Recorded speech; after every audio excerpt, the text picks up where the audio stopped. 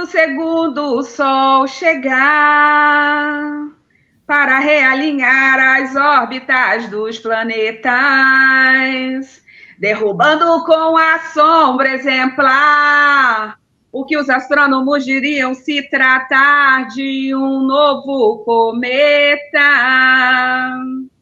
Quando o segundo sol chegar para realinhar as órbitas dos planetas, derrubando com a sombra exemplar o que os astrônomos diriam se tratar de um outro cometa. Começamos assim este programa com Eli, depois de um eclipse híbrido. Uau! Primeiro eclipse de 2023, com toda a energia de Áries e de Touro. Eu sou deste programa Com e Eli. Eu sou Maria da Consolação Lucinda, sou educadora em direitos humanos, sou mulherista africana e sou dublê de cantora. Eu sou Eliana Nogueira de Medeiros, feminista, defensora dos direitos humanos e a dançarina do programa. Esse programa, aliás, tem a finalidade de apresentar em 7 episódios elementos para uma reflexão sobre o patriarcado, os feminismos, os mulherismos, buscando contribuir com a construção de uma sociedade mais democrática, justa e não violenta. E engasguei porque tudo isso que eu acabei de dizer, essas reflexões que pretendemos fazer, elas vão ser apresentadas, estão sendo apresentadas em 7 episódios. E este é o nosso 3º episódio.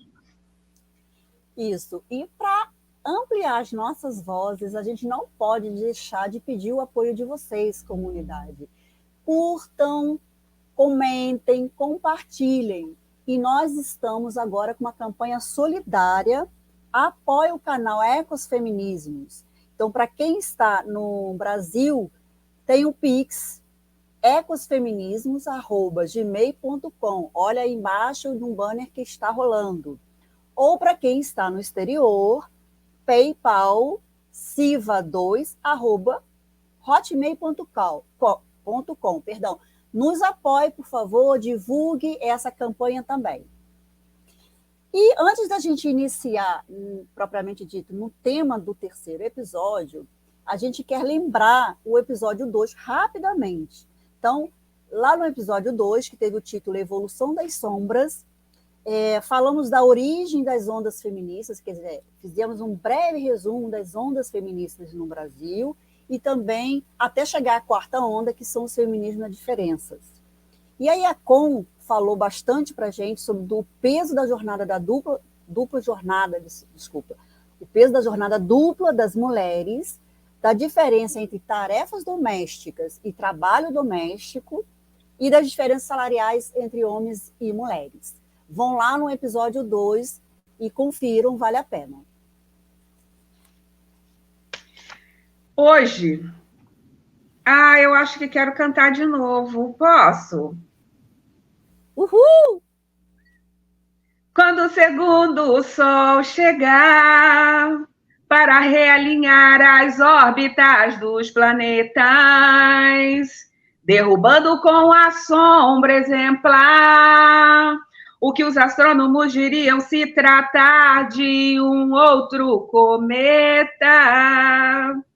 Quando o segundo sol chegar para realinhar as órbitas dos planetas, derrubando com a sombra exemplar o que os astrônomos diriam se tratar de um outro cometa. Em meio aos planetas, cometas, a Lua, aliás, ao encontro da Lua e do Sol, o Sol que nos aquece, nos ilumina, nos irradia neste programa, nós hoje, no episódio 3, Vamos, então, lembrar aqui o tema negação do feminino pelas sombras. Lembra que o nome da série é As Sombras do Patriarcado. Então, vamos ver o que essas sombras, né, operam em termos de negação desse feminino. E a palavra está com ele. Isso. E antes de eu começar a falar, eu também gostaria de dizer, né, que complementar, que a Com é a dublê de cantora, eu sou a dançarina do programa, e a Com também vai ser minha intérprete, porque eu já estudei 2 anos de inglês e francês, e não sei falar, só sei espanhol, mais ou menos o espanhol. Então, se eu falar errado, a Com vai me corrigir aqui e vou pagar esse mico sem problema nenhum. Tá combinado, Com? Combinado. Você é minha intérprete. Vamos lá. Então, quando falamos em negação do feminino, a gente precisa situar, contextualizar o que a gente está chamando de feminino primeiro. Então, a gente está relacionando o termo feminino à questão de gênero. Voltando lá na Safiotti, como a gente falou no primeiro episódio, né, inclusive o link já está lá, a referência está lá no primeiro episódio, foi um livro de 2005, ela diz que o primeiro estudioso a mencionar a palavra gênero foi Robert Stoller. Tá certo, Com? Está certo. Em 1968. Esse Robert Stoller foi professor americano de psiquiatria. De acordo com a Safiotti, o conceito, né, lá em 1968, todavia não prosperou em seguida, né? Só a partir de 1975, com o famoso artigo de uma mulher que eu não sei falar, Gayle Rubin. Fala aí, Com, para mim. Gayle Rubin. Isso aí, gente, é muito difícil falar, é francês, né? Então, frutificaram os estudos de gênero. Foi a partir desse texto, desse artigo, em 1975, dessa antropóloga cultural e feminista americana. Aqui no Brasil, o conceito de gênero alastrou-se pesadamente na década de 1990, só em 1990. E aí foi no final dos anos 80 que circulou exatamente a cópia xerox do artigo de João Scott. De João Scott, certo? Joan. Olha só que pagação de mico, mas tudo bem, eu resolvi pagar esse mico aqui. Fala de novo, Com. Joan Scott. Isso. No Brasil, em 1986 e 88, que essa historiadora americana foi traduzido em 1990. Então, só a partir de 1990 que o conceito foi mais divulgado, porque houve essa tradução, né, do texto, do artigo de 1975. E aí foi mais rápida, né, difundiu-se mais rápida e extensamente a questão do conceito. Essa referência de Safiotti, como já falei, só para lembrar, está lá no link do primeiro episódio, tá bom? E aí agora trazendo uma nova referência, que é a Núria Varela. Ela é uma jornalista, escritora e feminista espanhola. Ela, em 2005, fala também do conceito de gênero, que diz que o conceito de gênero é a categoria central da teoria feminista. A noção de gênero surge a partir da ideia de que o feminino e o masculino não são fatos naturais ou biológicos, mas sim construções culturais. Por exemplo, entende-se, como dizia Simone de Beauvoir, o que a humanidade fez com a fêmea humana. Quer dizer, todas as normas, obrigações, comportamentos, pensamentos, capacidades e até caráter que as mulheres são obrigadas a ter por ser biologicamente mulheres. Gênero não é sinônimo de sexo.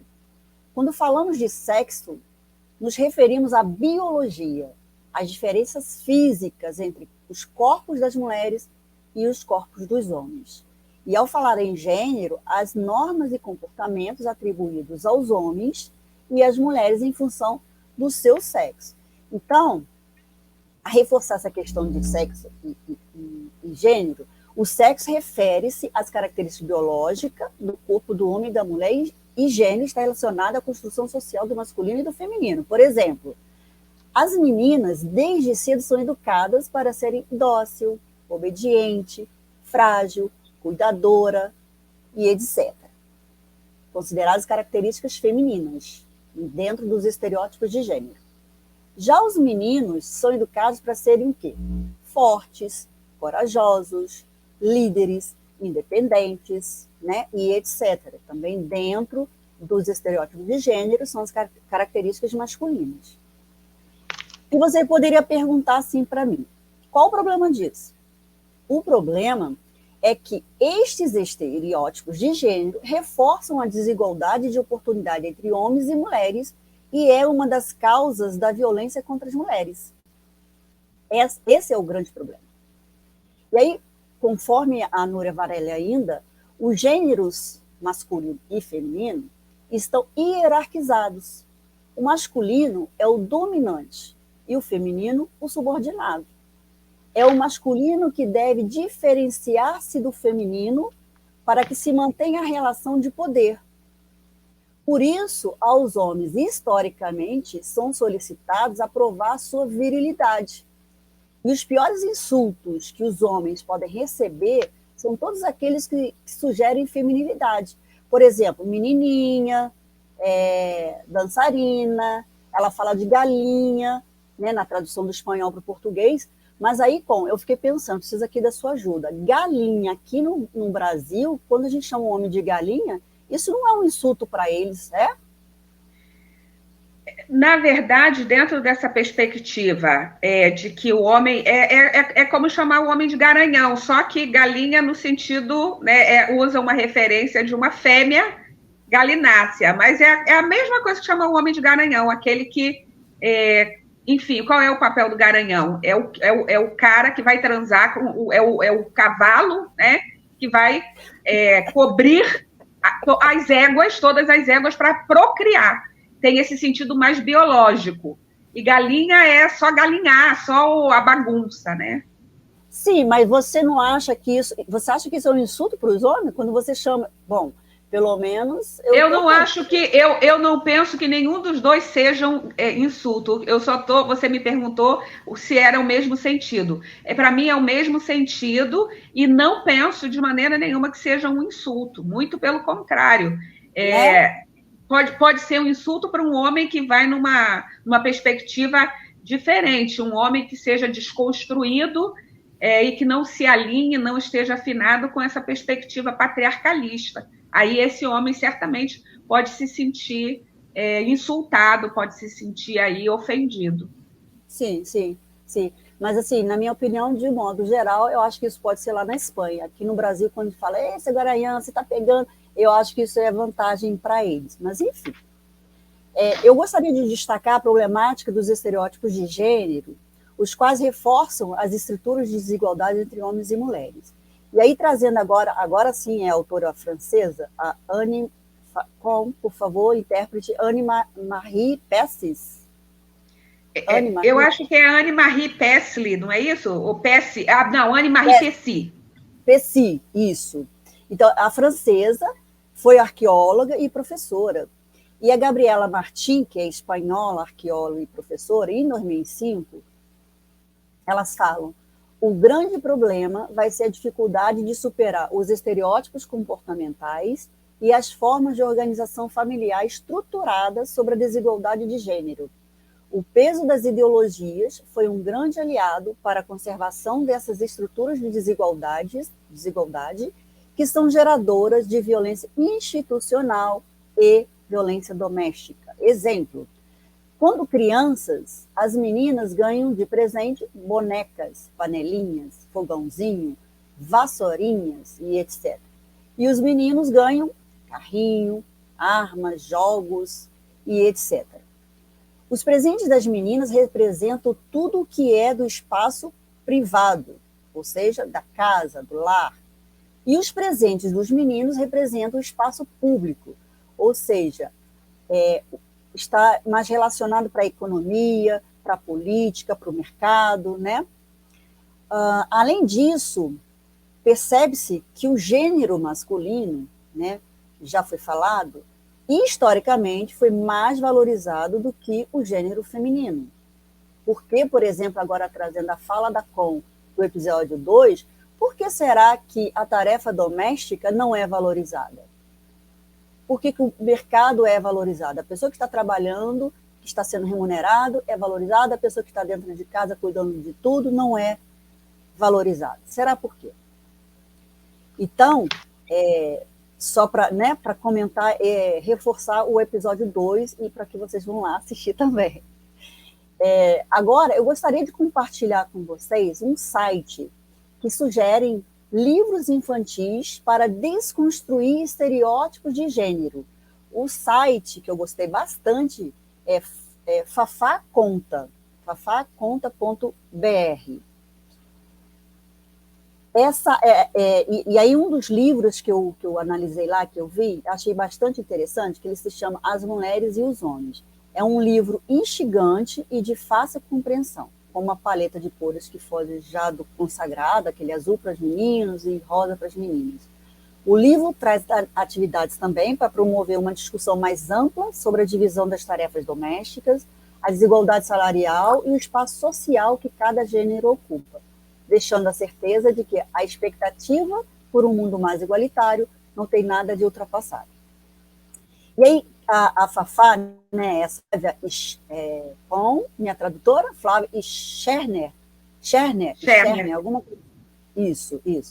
Ela é atriz, apresentadora, contadora de história e especialista em literatura infantil e juvenil de contação de história.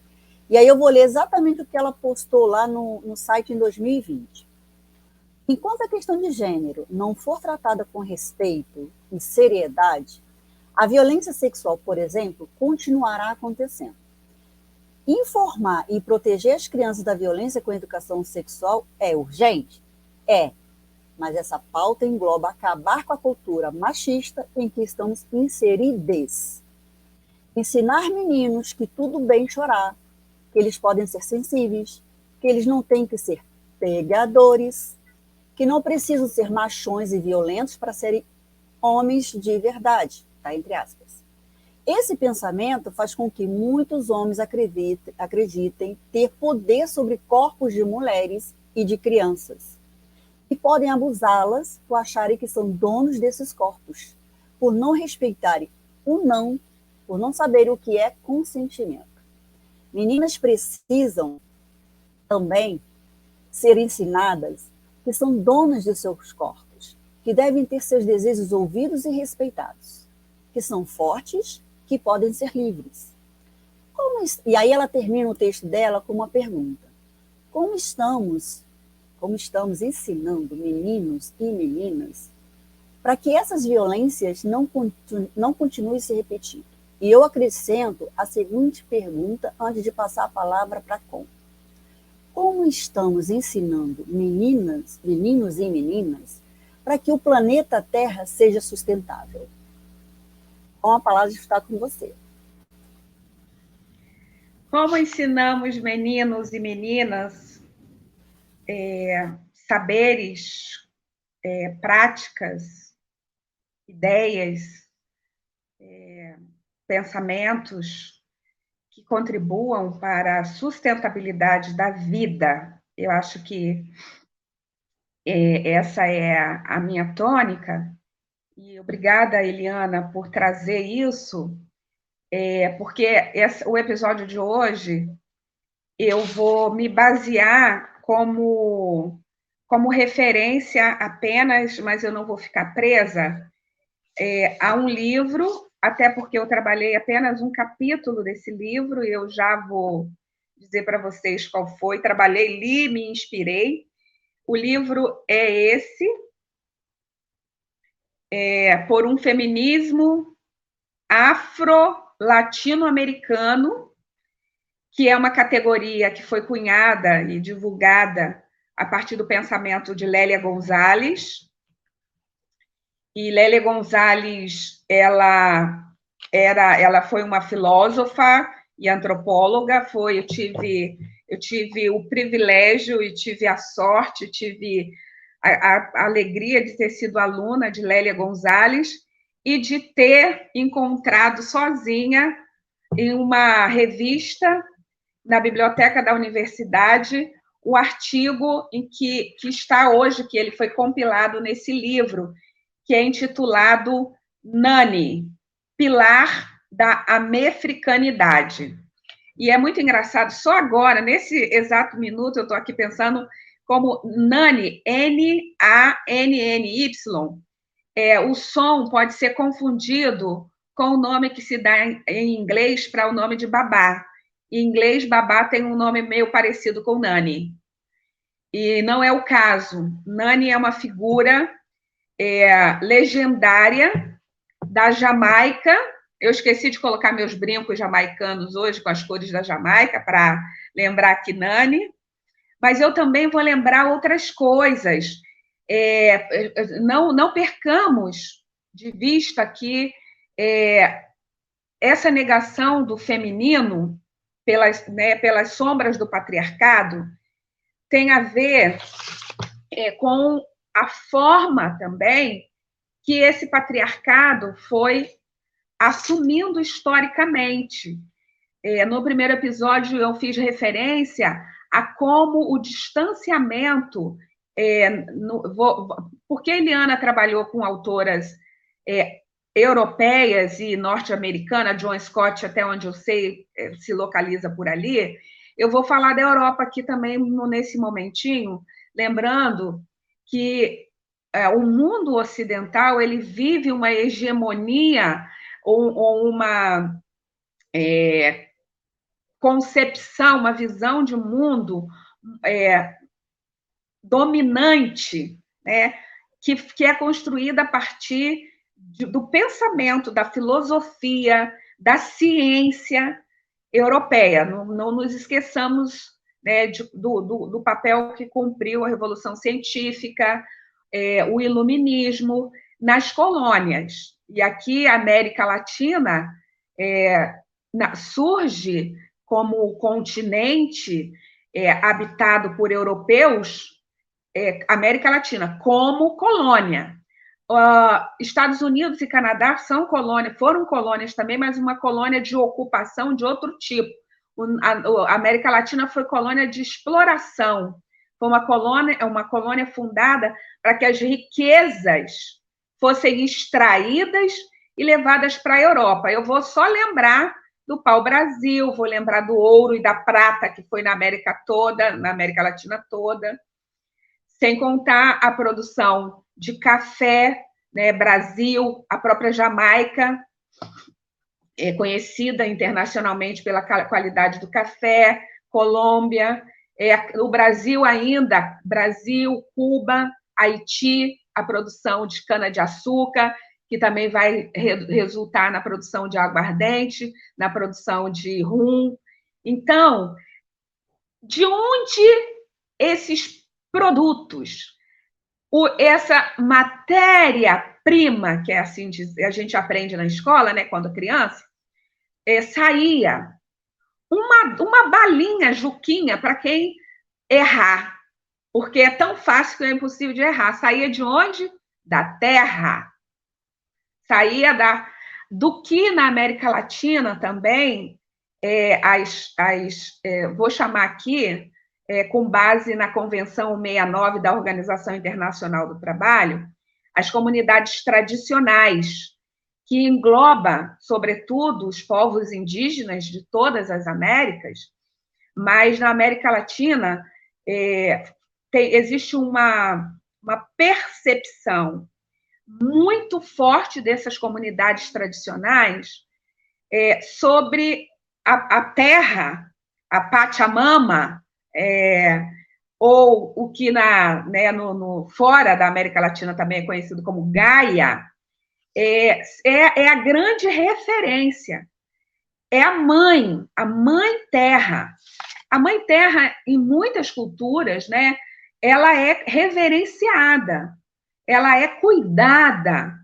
E é diferente, já que nós começamos cantando quando o segundo sol chegar para realinhar as órbitas dos planetas, vamos lembrar que a Terra faz parte desse sistema.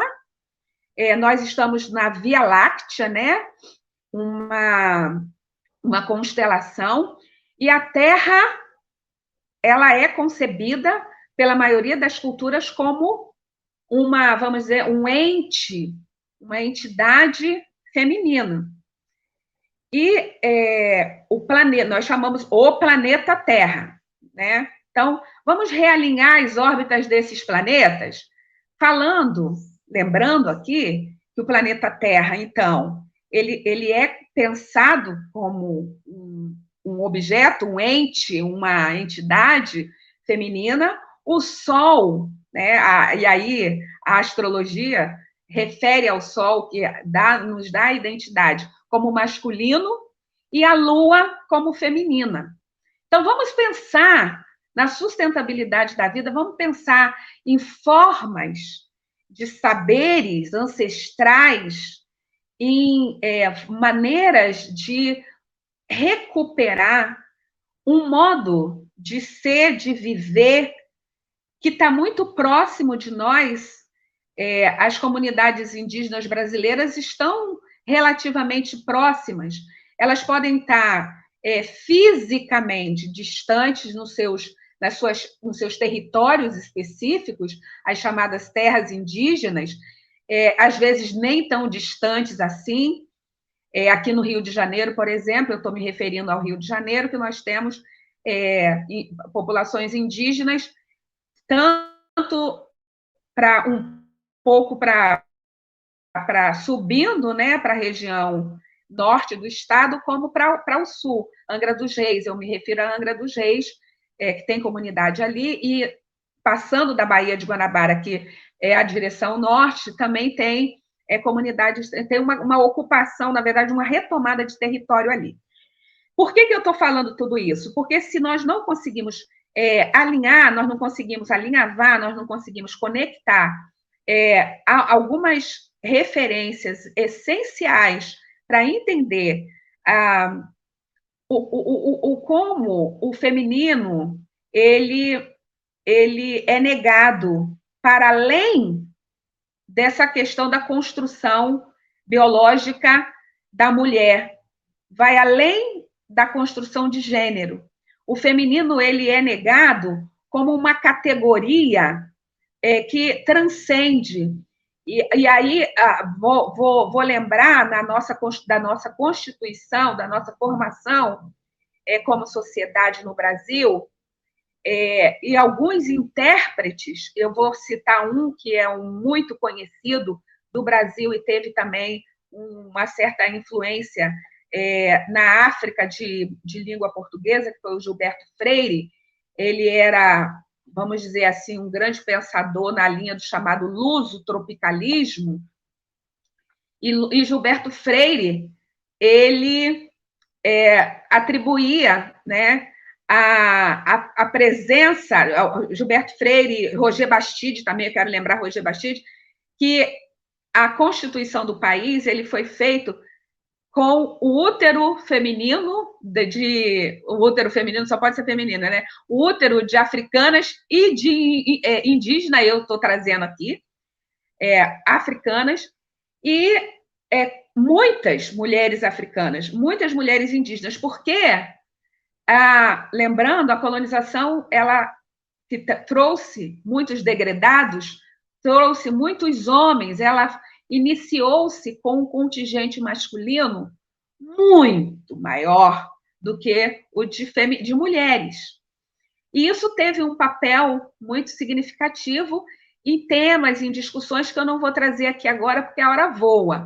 Eu quero ir lá na Nani, eu quero voltar lá na Nani e lembrar que a Nani, vou lembrar Nani, mas eu vou lembrar também, aqui no Brasil nós temos uma referência importante na ancestralidade mítica de matriz africana relacionada à mulher e à terra, que é Nanã, Nanã Buroquê, ou Nanã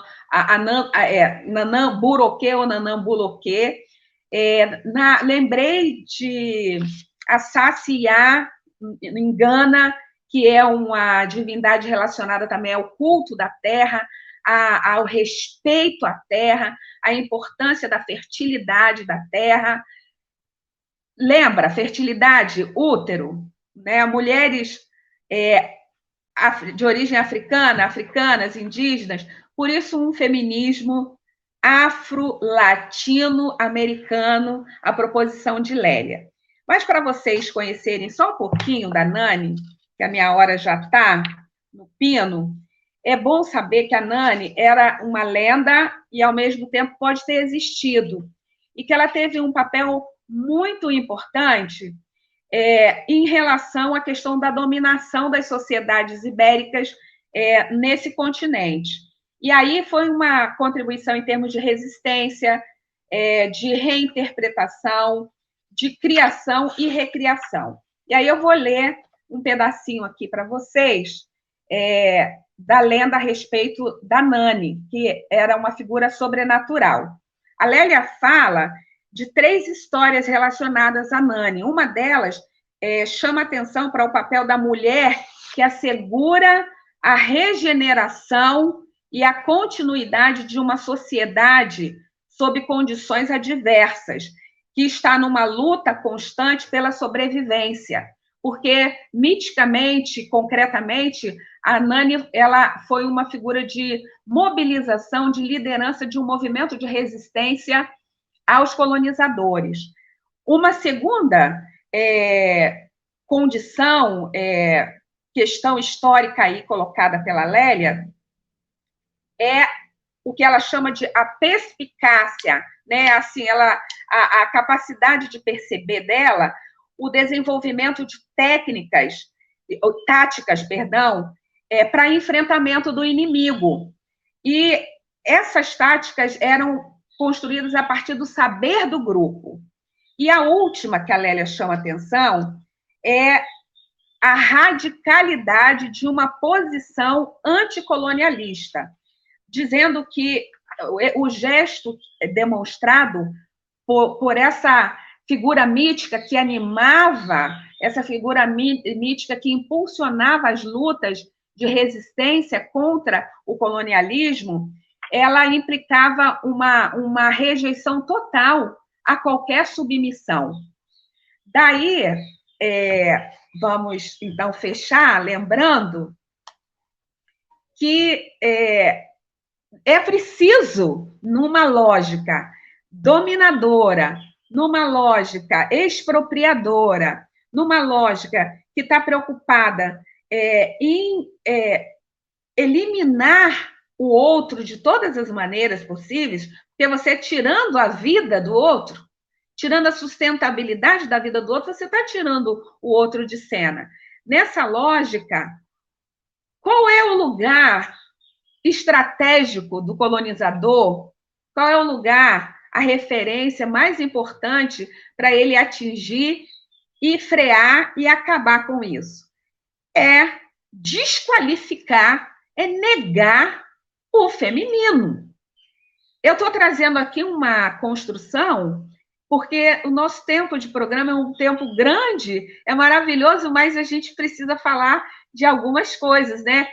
A Eliana traz uma construção mais em termos de reflexão de gênero, de estudos e pesquisas, e eu quis trazer essa com conexão ao que ela me deu de ponto a respeito do cuidado da vida do planeta, da sustentabilidade, que eu chamei de sustentabilidade da vida, porque hoje nós estamos vivendo como sociedade no mundo inteiro. Aí eu quero realmente universalizar essa concepção da sustentabilidade da vida como uma referência muito importante, porque cuidar da vida demanda cuidar do planeta, demanda entender que esse planeta ele vive, ele pulsa conosco, nós não somos a parte dele, nós não somos maiores que ele.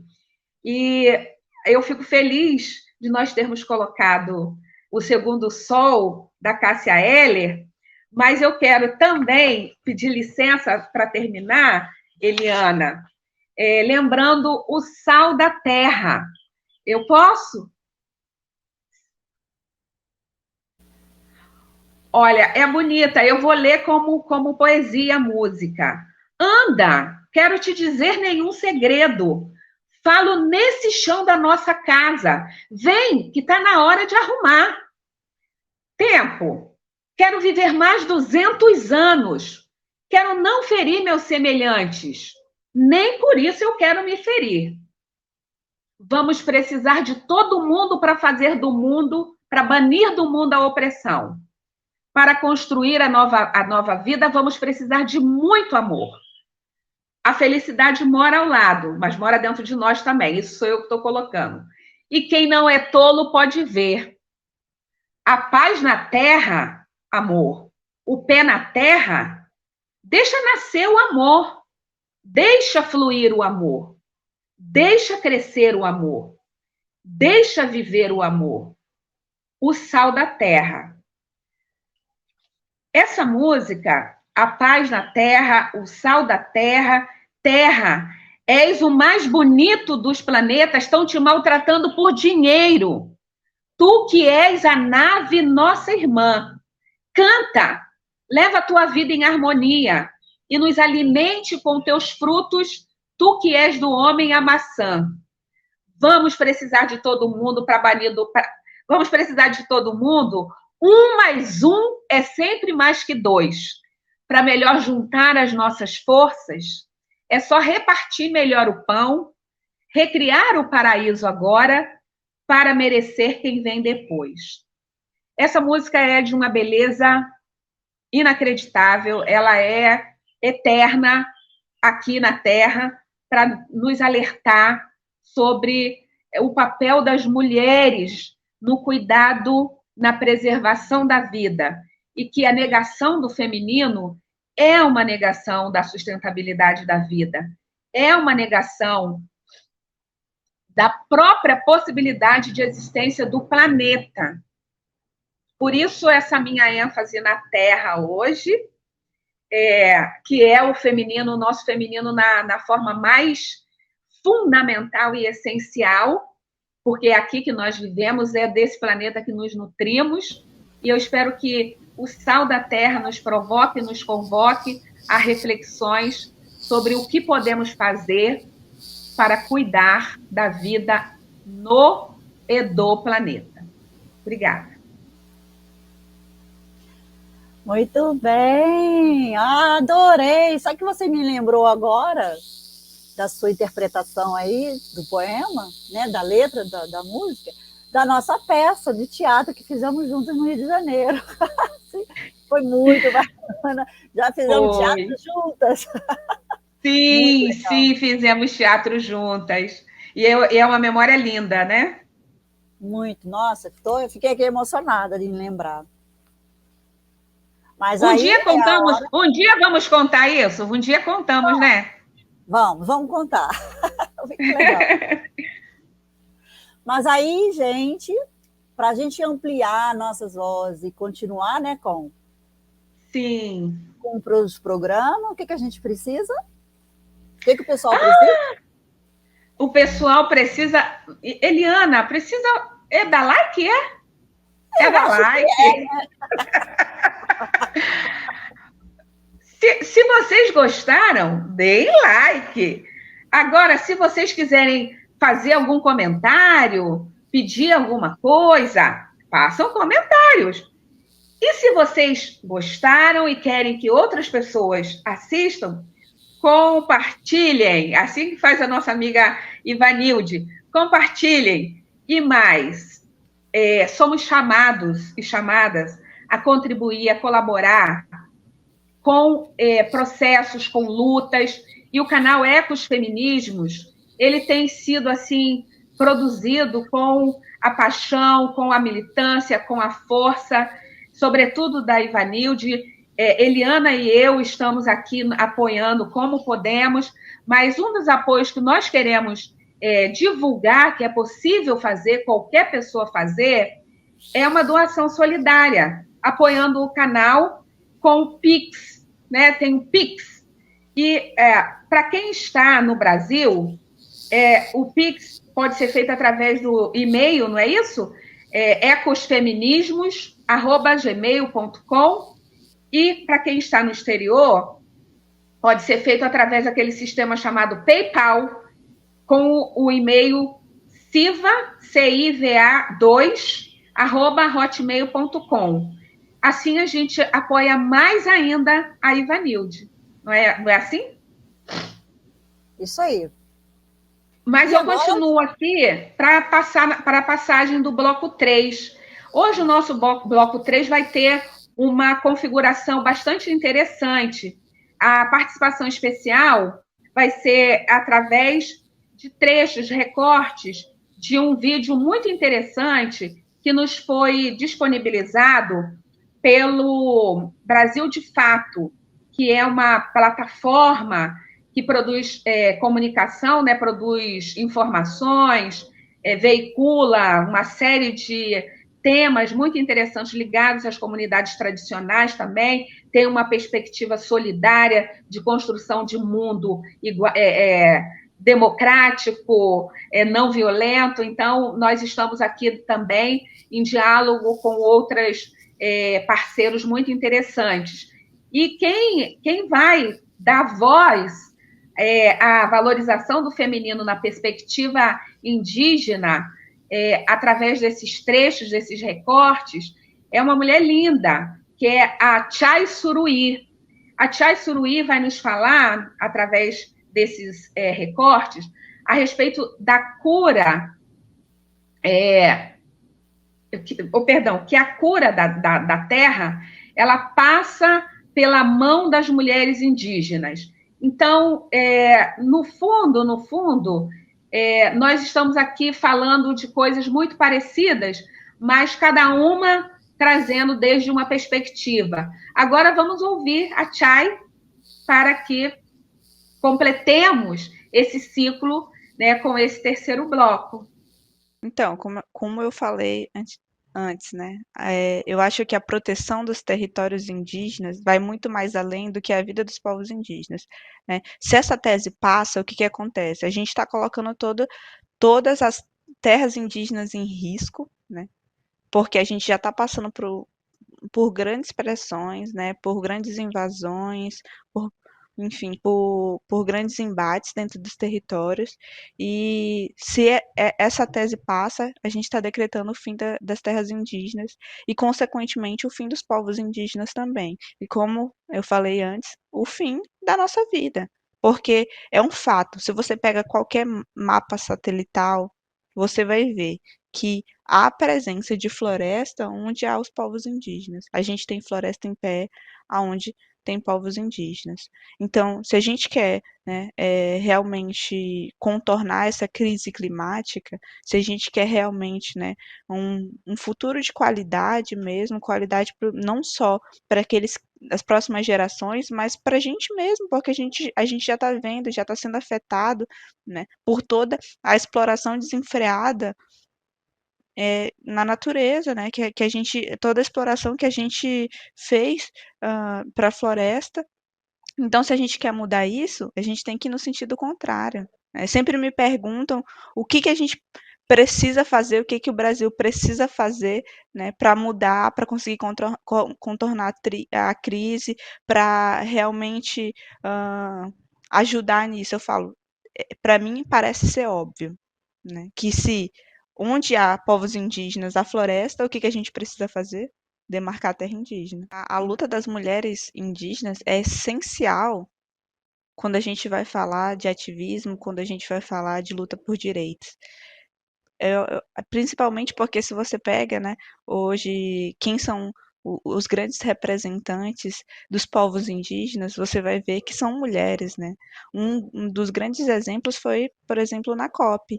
Na COP a gente foi a maior delegação indígena das histórias da COP, e em sua maioria eram mulheres.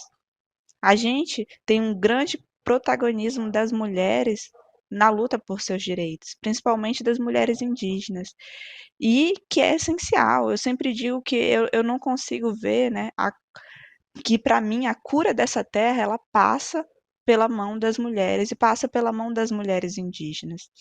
Eu falei uma vez também, né, que quem entende melhor uma mulher do que outra mulher? E como que a gente chama esse planeta se não, né, de mãe terra?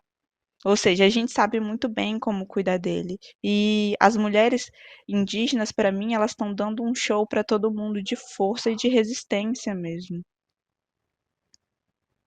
A gente tem grandes exemplos aí, eu posso citar vários, a Sônia, a Alessandra Munduruku, né? A gente tem a Célia Chacriabá, a gente tem grandes mulheres e tem jovens mulheres também, a gente tem a Samela, que estão aí ocupando vários espaços, a gente tem a Alice Pataxó, que é uma grande comunicadora, e agora, né, é importante falar do protagonismo das mulheres e de como as mulheres indígenas, elas estão não só, né, nesses espaços e lutando, mas estão realmente tentando construir um mundo melhor, não só para os povos indígenas, mas construir um Brasil, um país melhor mesmo, no sentido de que nessas eleições a PIB está querendo lançar mulheres indígenas. Porque a gente entendeu a importância, né? E a gente sabe que a gente nunca vai ter soluções diferentes enquanto a gente tiver as mesmas pessoas, né, decidindo. Então, hoje a gente entende isso e se articula para estar colocando mulheres indígenas nesses espaços de discussão, nesses espaços de poder, nesses espaços de decisão. Então, votem em mulheres indígenas, gente. Acho que todo mundo pode contribuir não só com as mulheres indígenas, mas com a causa indígena, né? Eu acho que, por exemplo, esse espaço aqui é muito importante. A gente escutar mais a voz dos povos indígenas, escutar mais mulheres indígenas, né? A gente fortalecer essas mulheres, essas lideranças, fortalecer as suas associações. E a gente pode fazer isso de várias formas, né? Apoiando, compartilhando, doando, porque isso é muito importante também. Hoje a gente vem travando alguns trabalhos, né? Sem a ajuda de ninguém, né? Sem um apoio de ninguém. E isso é muito difícil. Então, né, existem várias formas de fazer isso, ampliando as nossas vozes, doando, querendo saber mais sobre a causa indígena, entendendo que a causa indígena ela vai muito mais além do que somente a vida dos povos indígenas. E aí eu, né, respondo a outra pergunta, que é exatamente isso. Hoje o mundo inteiro está entendendo e entendeu a importância da floresta e da Amazônia, não só para o Brasil, não só para os povos indígenas, mas para o mundo inteiro, né? Sem a Amazônia a gente não tem vida. Ela é responsável, por exemplo, por levar os rios voadores. Esses dias eu dei uma outra entrevista falando da importância, por exemplo, dos rios subterrâneos, né? Da água subterrânea que a floresta traz. E eu não sei se vocês viram, mas hoje em dia as pessoas estão plantando água. E o que é plantar água, se não reflorestar esses espaços, né? Proteger esses espaços, trazer de volta a floresta e trazer de volta a vida. E a gente pode pensar também em um aspecto local, por exemplo, que a gente tem a terra indígena Uruê-Uauau, né? Essa é a maior terra indígena do estado de Rondônia, e nela nascem os 17 principais rios do estado. Ou seja, se você acaba com essa terra indígena, você acaba com a água do estado, né? São os rios que vão abastecer o nosso estado, que vão levar água, que vão levar vida para as pessoas, assim como em outros lugares também, né? Acho que a gente tem que passar a entender a importância de uma floresta em pé e que isso não significa que não seja progresso. E que hoje a floresta em pé, ela vale muito mais, né, do que destruída. Vale muito mais economicamente e vale muito mais para, né, o futuro mesmo. A verdade é que a gente teve uma grande presença dos povos indígenas lá, uma maior visibilidade, mas a gente ainda estava muito longe de estar realmente nas salas de decisões onde acontecem as coisas. Ou seja, a gente ainda tinha as mesmas pessoas decidindo, e é claro que a gente não ia ter novos resultados com isso. E como você falou, a gente está muito longe de alcançar aquilo que a gente espera. A gente está muito longe de alcançar aquela meta de 1,5 que foi, né, estabelecida. Com o que foi tirado da cópia, a gente não alcança isso. E como você falou, ah, a gente também, o Brasil fez algumas promessas ali que são muito difíceis de serem acreditadas, exatamente pela política que ele vem colocando em prática aqui no nosso país, que é uma política contrária, né, àquilo que ele prometeu, como, por exemplo, acabar o desmatamento ilegal até 2030. E não é diferente do que está acontecendo no mundo inteiro. A gente teve alguns países, por exemplo, que não queriam se comprometer. E a gente tem que entender que não adianta só a gente fazer também, né? Todo mundo tem que fazer nos seus lugares. E esses países, eles também, os outros países também precisam estar comprometidos com a agenda climática para que a gente contorne essa crise. Quando eu assisti o vídeo, né, essa entrevista com a Com, do Brasil de Fato, com a Chay, eu fiquei encantada. A gente já tinha ouvido falar dela, mas assim, eu nunca tinha visto um vídeo dela. Eu estou encantada, já falei para a Ivanilde que a gente tem que trazer a Chay lá para a entrevista com a Ivanilde, né, toda sexta-feira às 13 horas. E a Ivanilde, que está aqui nos apoiando nos bastidores, nossa gratidão.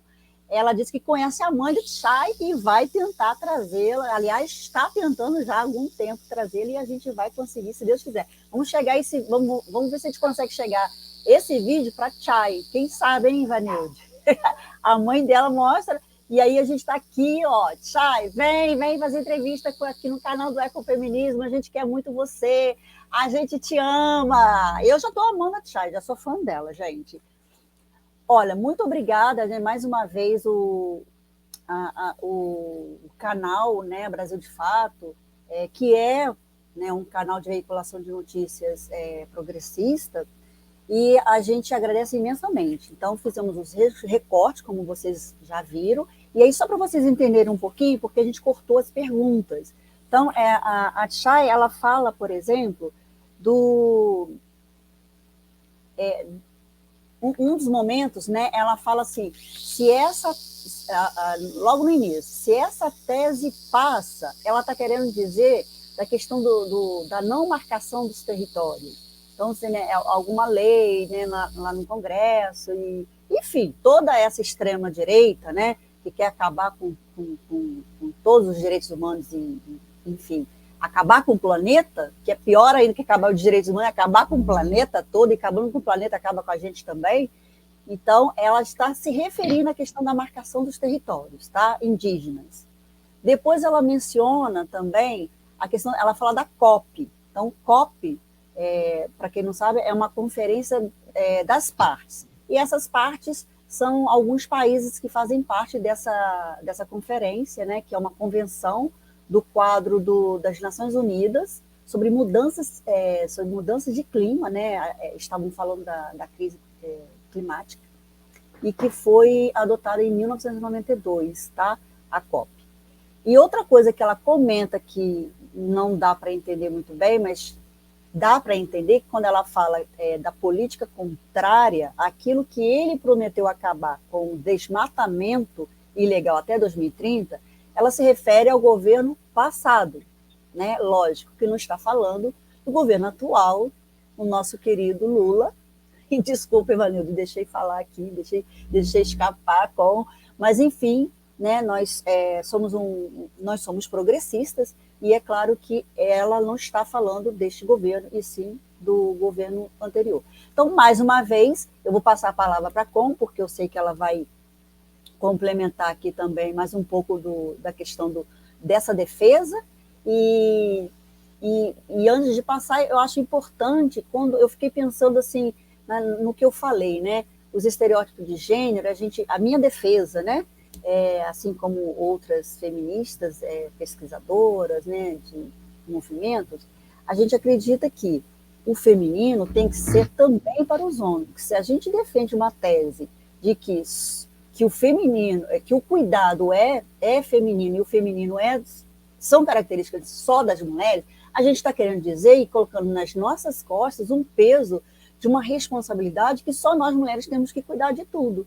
Então os homens podem fazer o que quiserem, eles não foram educados para cuidar. Mas quando a Chay fala a cura passa pelas mãos das mulheres indígenas, e aí durante aqui, ouvindo novamente o vídeo, eu fiquei pensando o seguinte, é verdade, porque nem nós mulheres que não somos indígenas, somos lá, nós temos as nossas descendências, né? Tem a nossa ancestralidade, como a Con já falou, ela tem, eu tenho, descobri há pouco tempo que uma bisavó foi pego a laço, né? Esse termo, pego a laço para se casar com, enfim, um bisavô meu, alguém da minha família lá atrás, né, da ancestralidade. Então, assim, nem nós mulheres negras e nem nós mulheres brancas, são as mulheres indígenas, porque são elas que cuidam. Então, assim, de certa forma, eu concordo, sim, com a Chay nesse sentido, porque eles que defendem as florestas, eles que estão cuidando da água, eles que estão protegendo a natureza. Então, assim, nesse sentido, eu concordo. Agora, com a palavra está contigo. Vou começar concordando com você que a cura da terra, né, dessa terra, passa pelas mãos das mulheres indígenas, mas eu quero dizer, acrescentar que nós todas podemos ser mulheres indígenas no que diz respeito ao cuidado da terra, porque exatamente quando a gente atribui ao outro uma tarefa e classifica aquele outro como único, é que começam, né, os problemas. Se o feminismo não é só para mulheres, ele é também para homens, como é que esses homens vão aprender se nós nos comportamos como só nós mulheres somos feministas? Então, tem uma incoerência aí em termos de passar da reflexão para a experiência concreta, que eu considero fundamental, e eu vou dizer por que eu considero fundamental. Eu me apaixonei por uma ativista queniana que foi Prêmio da Paz. Eu não vou lembrar aqui o ano em que a Wangari Maathai ganhou o Nobel da Paz. Por que a Wangari Maathai ganhou o Nobel da Paz? Ela ganhou o Nobel da Paz porque ela passou por um enfrentamento de vida e morte, porque efetivamente ela colocou a vida em jogo por um movimento que foi se constituindo e depois ganhou uma proporção, uma dimensão enorme, e foi a razão dela ter sido laureada com o Prêmio Nobel da Paz, chamado o Movimento do Cinturão Verde. O que a Wangari Maathai fez? E que vamos dizer, é o oposto simétrico da cura que passa pela mão das mulheres indígenas, até porque no Quênia eles chamam as comunidades que vivem em áreas de florestas de indígenas. Então, existem indígenas fora das Américas, né? Existe na Austrália, existe na África, e eu conheci representantes da comunidade Endoróis, que se autodenomina uma comunidade indígena no Quênia. Eu não fui nas terras Endoróis, mas eu conheci a comunidade. E a Wangari Maathai, o movimento começou com a doação de mudas de árvores para serem plantadas ao longo de áreas em que existiram rios quando a Wangari era criança. Ela estudou fora da África, estudou nos Estados Unidos, estudou na Alemanha, e quando ela voltou para a África, ela viu que na terra da família dela, da comunidade dela, que é fora da capital, onde ela viveu depois, estava secando. E eles começaram um movimento, e vale a pena procurar. Tem livro sobre Wangari Maathai em português, um livro editado pela Unesco, e esse movimento ganhou uma proporção gigantesca. Mas ele não se encerra com a Wangari. Existem outras partes da África, porque agora eu não vou lembrar o sobrenome dele, é um senhor chamado Jacob, que também fez um movimento parecido de replantio. Então, se você tem as mãos indígenas que cuidam do que está lá, você tem outras mãos indígenas que colocam semente lá, nos lugares que estão devastados.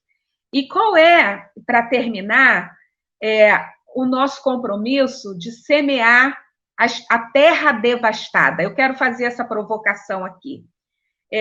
Como nós, mulheres brancas, negras, indígenas, podemos semear sementes de vida nos corações devastados dos homens que nós ajudamos a criar, que vivemos juntos, e não podemos permitir essa divisão, mais essa divisão de tarefa.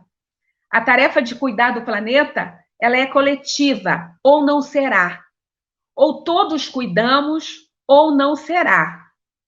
Essa é a minha mensagem. E para finalizar mesmo, dizer que o que mais me chamou a atenção da Chay é que ela é uma menina que escuta a comunidade.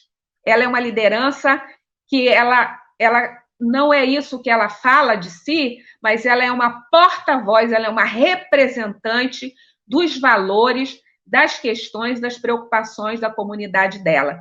E, de certo modo, também educar as nossas crianças para representarem, que valores nós vamos dar para essas crianças representarem. Então, fica aí essa minha última fala. Bom, mas eu acho que eu tenho que fazer mais coisas, né? Eu tenho que, por exemplo, agradecer mais uma vez ao Brasil de Fato, agradecer a Eliana por essa parceria, agradecer a Ivanilde, que é a nossa grande companheira aqui de coxia, né?